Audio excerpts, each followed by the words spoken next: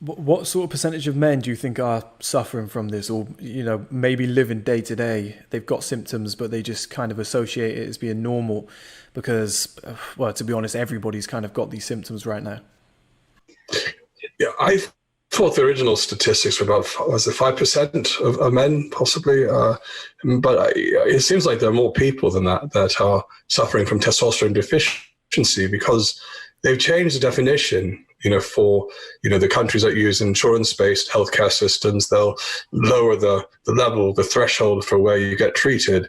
For our NHS, they've really lowered it. You have to be practically dead to get on testosterone treatment through the NHS. So I guess it depends on what you define as where does testosterone deficiency start.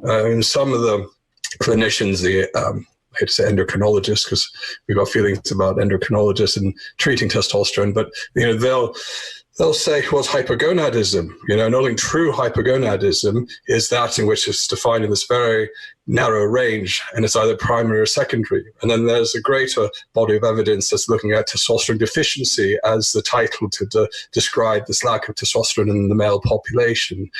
Some people will go so far as calling it testosterone optimization. How do you optimize one's testosterone from just a normal level to an optimal level? And that gets into another area. But depending where you define it, that would be the percentage of the population that suffers from it. But recent guidelines like the ASA, ISSM, yeah. No, not the ISSM, it's the IASSM, the Aging Society for Males, describe that you have to look at a combination of levels or guidance, but it doesn't tell you if you were high in your youth and now you fall in that degree, that rate of fall from having a higher level to maybe you fall into the average range that's defined by the NHS. That's not fine for that person, that individual. That person's still suffering, has all the symptoms. So you really have to look at the symptoms that person's suffering from. You may also have to look at the amount of free testosterone due to binding hormone, and to really put a picture together. And you may need to go as far as genetic testing to look at the certain CAG repeats in their androgen receptor. Yeah, because there isn't a level of testosterone that is proven that a man, when they reach or if they're coming down from a certain level, it's here that men will start getting symptoms of testosterone. And that's where guidelines that were made up for doctors, if they come across a patient that they think may need this sort of treatment, right? They look at the guidelines and they go, right, well, I can have a good fair crack at either providing this treatment or referring them on based on the guidelines. They have become rules, and particularly in places like the NHS where there's absolutely a cost implication that needs to be controlled. Things like even like women's HRT, needing to only be on it for 5 years and that's all you're allowed. There's not strong evidence to say women can only get benefit from hormone therapies for 5 years and then it stops. That was based on, cost versus efficacy.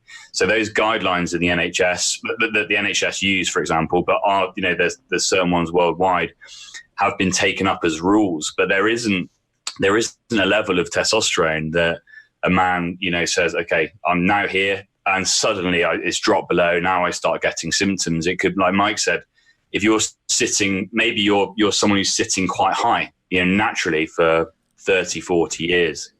And then suddenly you have that, and your levels may be at a level where somebody was cruising along, happily symptom-free for all of their life. And then someone compares that to a laboratory reference range, which is basically just samples from a laboratory. They do 95% of, basically. It's a sample from the tests that they do in the laboratory. And then they say, you're here, you're normal. That means you can't be suffering from low testosterone symptoms because you're in our range in comparison to the samples from the laboratory. So that's where Mike was saying, like, symptom presentation is huge. It can direct you down that path, and then you can get blood tests, but you ultimately, need to be assessed by the doctor. The same thing goes for thyroid. Before there were accurate thyroid blood tests, I think it's almost a century now that they've been using thyroid hormone in patients. They didn't have blood testing. They based it on your symptoms. Sometimes they did a physical examination if you were extremely underactive. And then they would try you on the hormone. And if you got better, that was a successful treatment and you needed it. And if you didn't, you'd stop it, basically. So in places like America, you very much can, whatever blood levels you've got, if you've got a certain level in the blood, but you've got symptoms, lots of doctors will just try you on TRT to optimize those levels. And that's where Mike said that the testosterone optimization therapy sort of phrase has gone from TRT to TOT instead of replacement is optimization.